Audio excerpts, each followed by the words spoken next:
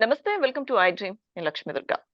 TDP Janasena పొత్తులో ఉన్నాయి. 2024 ఎన్నికలకు కలిసి వెళ్ళబోతున్నాయి. సో దీనికి సంబంధించి సీట్ల విషయంలో చంద్రబాబు తన పని తాను చేసుకుపోతున్నారు.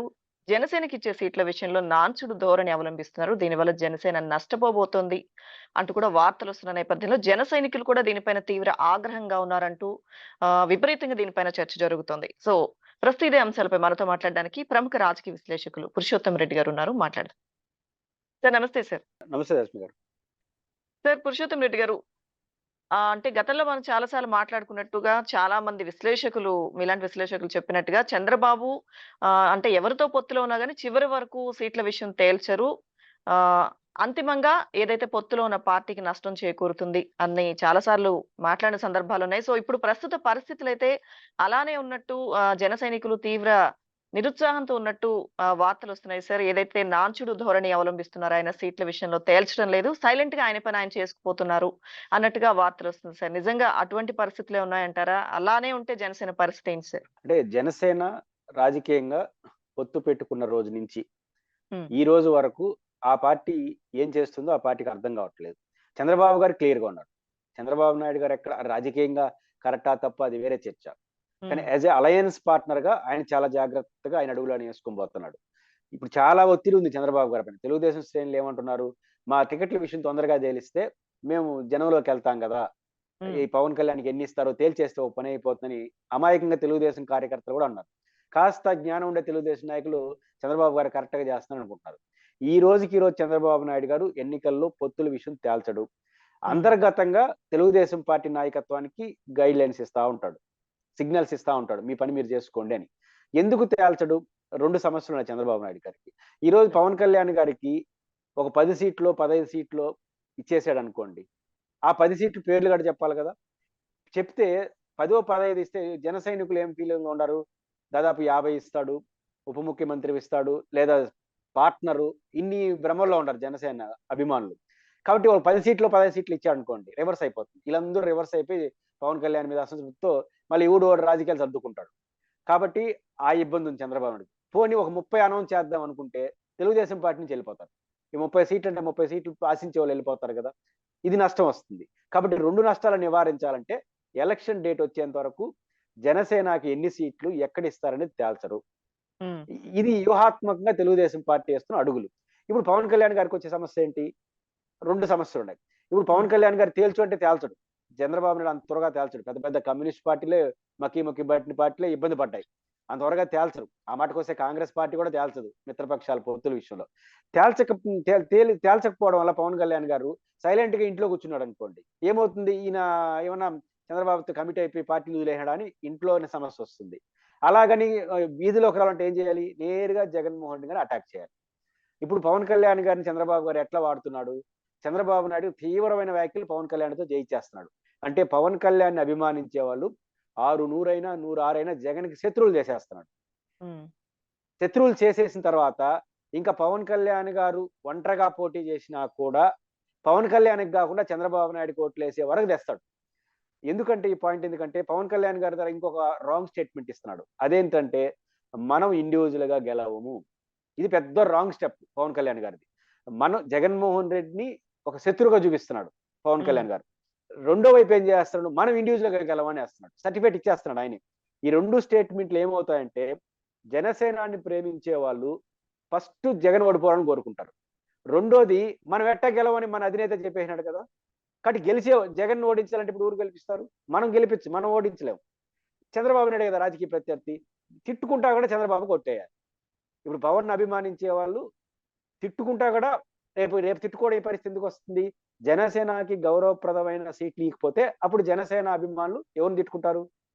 ఖచ్చితంగా చంద్రబాబు నాయుడుని తిట్టుకుంటారు. మాకు మోసం హ్మ్. చేశాడని. కానీ ఒక హ్మ్. బాధ ఉంది కదా! జగన్ మా శత్రువు. మేము ఓడించలేం. హ్మ్. ఓడించే కెపాసిటీ చంద్రబాబుకుంది. కాబట్టి చంద్రబాబు దుర్మార్గుడని తిట్టుకుంటూనే ఆయనకే ఓటేయాలి. ఆడి వరకు పవన్ కళ్యాణ్‌ని వాడతాడు. వాడిన తర్వాత ఆయన విశ్వరూపం చూపిస్తాడు. ఆ విశ్వరూపం చూపించాయని ఎప్పుడు కూడా ఇప్పుడు చూపించడు. పవన్ హ్మ్. కళ్యాణ్ ఎగిరి ఎగిరి దూకినా, ఏం మాట్లాడినా గమ్మున నవ్వుకుంటా ఉంటాడు. కాలం కొరకు వెయిట్ చేస్తాడు. కాబట్టి పవన్ కళ్యాణ్ యొక్క ట్రంప్ కార్డ్‌ను పూర్తిగా వాడేస్తాడు. అది ఎన్ని వరకు వస్తుంది? ఎలక్షన్ 3 వరకు వస్తుంది. అప్పుడు హ్మ్. పవన్ కళ్యాణ్ గారు చంద్రబాబు దయ నా ప్రాప్తం అనే వరకు తెస్తాడు. ఆ ఎలక్షన్ ఉమ్, ముందుకు వచ్చి ఒంటరిగా ఆడ పోటీ చేస్తాడు. ఒక రాజకీయ పార్టీ 170 చోట్ల పోటీ చేయాలి, ఇప్పటి నుంచి ప్రిపరేషన్ చేయాలి కదా. ఇప్పుడు ఉమ్, పవన్ కళ్యాణ్ గారి ప్రిపరేషన్ అంతా తెలుగుదేశంలో పొత్తులో ఉంటాం, ఓ 30-40 సీట్లు వస్తాయని ప్రిపరేషన్ లో ఉన్నాడు. రేపు ఎలక్షన్ దగ్గరకు వచ్చేసింది అనుకోండి, 170 వద్దు నీతో నాకు పంచాయతీ 175 పోటీ చేయాలంటే అభ్యర్థులే అంటారు. సంవత్సరం నుంచి ప్రిపరేషన్ చేసుకుంటే దిక్కుండదు. ఉమ్, అలాంటిది 3 వారం ముందు ఏం చేస్తాడు? అనివార్యంగా చంద్రబాబు ఏం చెప్తే అది వినాల్సిన పరిస్థితి వస్తుంది. కాబట్టి ఉమ్, చంద్రబాబు గారిది ధృతరాష్ట్ర కవులి రాజకీయాలలో. కానీ ఆ ధృతరాష్ట్ర కవులు ఆయనకు అర్థం కావట్లేదు. రాజకీయాల ధృతరాష్ట్ర కవులు అంటే ప్రేమిస్తున్నాడంటేనే మిత్రపక్షాన్ని ఫస్ట్ మింగేస్తాయి. పెద్ద పార్టీలు చిన్న పార్టీలు ఫస్ట్ వాళ్ళని మింగేస్తారు, ప్రతిపక్షాన్ని కాదు. కాబట్టి ఆ ఉమ్, మింగేస్తారన్న విషయం స్పృహలో లేకుండా పోయి ఆయనతో కలిపాడు. ఇండివిజువల్ గా ఉండి చంద్రబాబు నాయుడు గారితో అధికారికంగా ఇది నా సీట్లు, ఇది నా వాటా అని తేలేంత వరకు డైరెక్ట్ గా తెలుగుదేశం పార్టీతో అసోసియేషన్ కాకుండా ఉంటే పవన్ కళ్యాణ్ ఈ రోజు కూడా హీరో. ఉమ్, ఖచ్చితంగా హీరోనే. 6% 7% ఓట్లు ఉన్నాయి. ఇది తేలకుండా అన్కండిషనల్ గా చంద్రబాబుతో పొత్తు పెట్టుకోవడం వల్ల ఆయన ఈ సమస్యలు ఎత్తుక్కుంటున్నాడు. ఆ రోజు ఆయనకు అర్థం కాల, అర్థమైన నాటికి ఆ పరిస్థితులు ఆయన చేతిలో ఉండవు. ఇది ఉమ్, ఇప్పుడు పవన్ కళ్యాణ్ అభిమానులు ఎంత ఏడిస్తే మాత్రం లాభమే ఉంది, ఏమీ ఉమ్, చేయలేని పరిస్థితి. అంటే పవన్ కళ్యాణ్ గారు వేసిన రాజకీయ ఎత్తుగడ ఆయన బూమ్రాంగ్ అవుతుంది. ఆయనకు అర్థం కాదు ఈ రోజు కూడా, అర్థమైన ఉమ్, నాటికి ఆయన చేతిలో ఏముంది. ఇది ఆయన పరిస్థితి. ఇంకా ఆయన మీరు చెప్పే పాయింట్లన్నీ వస్తాయి ఖచ్చితంగా. చంద్రబాబు నాయుడు గారు అది తేలేంత వరకు ఇవ్వడు కాబట్టి ఉమ్, తెలుగుదేశం కార్యక్రమ నాయకులకి ఇప్పుడు మీకు గుర్తుందా, లోకేష్ గారు ఏమన్నాడు? సార్ 150 రెడీగా ఉన్నామన్నాడు. అవును అంటే సార్ అర్థం అవును. ఏంటి? మేము మిత్రపక్షాలకు అన్నిటికీ 25 సీట్లు అని చెప్పేసినాడు. ఉమ్, ఇప్పటికి 25, రేపెన్నో తెలియదు. అంటే లోకేష్ 150 చెప్పాడంటే చంద్రబాబు మనసులో ఏముందో. అంటే సార్ వదిలేరు, పిల్లలు అటు వదిలేరు. ఉమ్, ఉమ్. 25 పైన లేదని వదిలేసినాడు లోకేష్ ద్వారా. 2 వదిలేశారు కదా, ముఖ్యమంత్రి లేదు, ఉప ఉప ముఖ్యమంత్రి ముఖ్యమంత్రి ఆలోచన. లేదు. 25 అనేది చెప్పేసినాడు. ఏందని ఉమ్, 20 చుట్టూ ఆలోచించాలి. ఎవరు రియాక్షన్ ఆడింది పవన్ కళ్యాణ్ది? అవును. రియాక్షన్ లేనప్పుడు ఒక సర్దాడు. రేపు 15 ఇస్తారని గ్యారంటీ ఉంది, రేపు 10 ఇవ్వరని గ్యారంటీ ఉంది. ఉమ్, కాబట్టి చంద్రబాబు గారు చాలా ప్లాన్డ్ గా వెళ్తున్నాడు. వాళ్ళ పార్టీ ఇంకో నెక్స్ట్ స్టెప్ ఫిబ్రవరి నుంచి ఏముంటుందంటే, ఇన్ ద పార్టీలో ఆన్లైన్ మీటింగ్లు పెట్టి నువ్వు తిరుపతి పలానా చంద్రగిరి పలానా చెప్పేస్తాడు. ఉమ్, మీరు ఏర్పాట్లు చేసుకోండి అని చెప్తాడు. ఉమ్. అనౌన్స్మెంట్ తర్వాత చేస్తాడు. కాబట్టి ఇది వ్యూహాత్మకంగా చంద్రబాబు వెళ్తాడు. ఆ వ్యూహంలో పవన్ కళ్యాణ్ ఇరుక్కున్నాడు. సార్ మిగతా సీట్లు అభ్యర్థుల విషయం అంటే కొద్దిసేపు పక్కన పెడితే అధినేత అంటే జనసేన అధినేత పవన్ కళ్యాణ్ అలాగే కీలకంగా ఉన్న నాదెండ్ల మనోహర్ సీట్లకు సంబంధించి కూడా పూర్తి స్థాయిలో ఇప్పటివరకు స్పష్టత రాలేదు. గతంలో కూడా 2 చోట్ల పవన్ ఓడిపోవడానికి కారణం కూడా ఇదే. చివరి నిమిషంలో స్థానాలు ఖరారు చేసుకోవడం కానీ, ఆయన ప్రజల్లోకి వెళ్ళలేకపోవడం. గతంలో రెండిట్ల దగ్గర ఓడిపోవడానికి కారణం ఇదే అంటున్నారు. సో ఇప్పుడు కూడా అదే పరిస్థితి చంద్రబాబు వల్ల జనసేన అధినేత పవన్‌కి వస్తుంది. మీరు అన్నట్టుగా ఆయన గ్రహించలేకపోతున్నాడు అంటున్నారు. ఇప్పుడు మీరు పవన్ కళ్యాణ్ వరకు ఇబ్బంది లేదు. ఎందుకంటే హ్మ్. స్టార్ పర్సనాలిటీ కాబట్టి తెలుగుదేశం ఆయన పొత్తు పెట్టుకుంటే ఈ రాష్ట్రంలో ఏడ పోటీ చేసినా ఎంతో కొంత గ్యారంటీ ఉంటుంది. ఆయనకి పర్సనాలిటీ కదా. నెంబర్ 2 ఎవరు ఆ పార్టీకి? నాదెండ్ల మనోహర్. ఆయన నాదెండ్ల పరిస్థితే గందరగోళం. ఇప్పుడు హ్మ్. ఆయనకి ఏ సీటు, ఆయన ఏడంటే ఆడ పోటీ చేస్తే ఆయన హీరో కాదు. ఆయన తెలంగాణలోనే పోటీ చేయాలి. తెనాలిలో ఆలపాటి రాజేంద్ర ప్రసాద్ గారు ఉన్నారు. 6 నెలలు అల్టిమేట్ ఇచ్చారు వాళ్ళు. హ్మ్. మీరు ఏడన్నా ఇచ్చుకోండి నాదెండ్ల మనోహర్, మాకిస్తే మేము ఇండిపెండెంట్ గా పోటీ చేస్తాము అంటే నెంబర్ 2 పరిస్థితి అది. నెంబర్ 1 ఇబ్బంది లేదులే. రాష్ట్రం అంతా పర్సనాలిటీ కదా, ఇష్టం ఉన్నా హ్మ్. ఇష్టం లేకపోయినా. కానీ నెంబర్ 2 పరిస్థితే ఘోరంగా ఉంది. హ్మ్. తెనాలి మనోహర్ సీట్ ఇస్తే అడియాలి, ఖచ్చితంగా తెనాలి ఇవ్వాలి. తెనాలి ఆల్రెడీ ఆలపాటి రాజేంద్ర వరకు బహిరంగంగా ప్రకటిస్తున్నారు, మాకు ఇకపోతే మేము ఇండియా పోటీ పడి చేస్తాం. నెంబర్ 2 వ్యక్తికే ఇండిపెండెంట్ గా పోటీ చేస్తున్నప్పుడు మిగతా 10 ఇచ్చిన ఆడనరా? ఆయన కాకుండా పవన్ కళ్యాణ్ సీటు తప్ప మిగతా హ్మ్. అన్ని చోట్ల జనసేనకి ఇబ్బందులు తప్పవు. పవన్ కళ్యాణ్ సీట్ ఎక్కడ పోటీ చేసినా యాక్సెప్ట్ చేస్తారు తెలుగుదేశంలో, అనివార్యం, తప్పదు. ఎందుకంటే ఆయన మిత్రపక్షం, నాయకుడు, ఇబ్బంది ఉండదు. సార్ అదర్ అంటే దెన్ గెలిచే అవకాశాలు సార్. అంటే పోటీ చేస్తారు అంటే టీడీపీ క్యాడర్ సపోర్ట్ చేసి తీరుతుందేమో ఆయన వరకైతే మీరన్నట్టుగా. గెలిచే అవకాశాలు సార్. ఎందుకంటే లాస్ట్ మొమెంట్‌లో స్థానాల మీద స్పష్టత అప్పుడు ఇస్తే పోటీ చేసే స్థానాల్లో ఎలా ఆయన వెళ్లి ప్రజలతో మమేకమవుతారు? అంటే ఆయన సీటు ఎక్కడ పోటీ చేస్తారో ఫస్ట్ చూడాలి. అంటే ఆయన హ్మ్. కొన్ని సీట్లు, కొంతమందికి తెలుగుదేశానికి కొన్ని అనుకూల సీట్లు ఉంటాయి, హ్మ్. వైసీపీ కొన్ని, అంటే గ్యారంటీ సీట్లు అండి నేను అనేది. ఏమి జరిగినా అవి గెలుస్తుంటారు. లాస్ట్ ఇక్కడ ఓకే. 23 వాళ్ళు గెలిచారు కదా. ఇట్లాంటిది గ్యారంటీ సీటే కదా పవన్ కళ్యాణ్ జాగ్రత్తగా తీసుకుంటాడు. ఆయన పవన్ కళ్యాణ్ సీటు వరకు ఇబ్బంది లేదు. పవన్ హ్మ్. నెంబర్ 2 నుంచి ఇంకెవడికి గ్యారంటీ లేదు. ఇప్పుడు పవన్ కళ్యాణ్ గారి పరిస్థితి నెంబర్ 1 గ్యారంటీ, గెలిపోవడం పక్కన పెడితే నెంబర్ 2 నుంచి జనసేనకి ఏ గ్యారంటీ లేదు.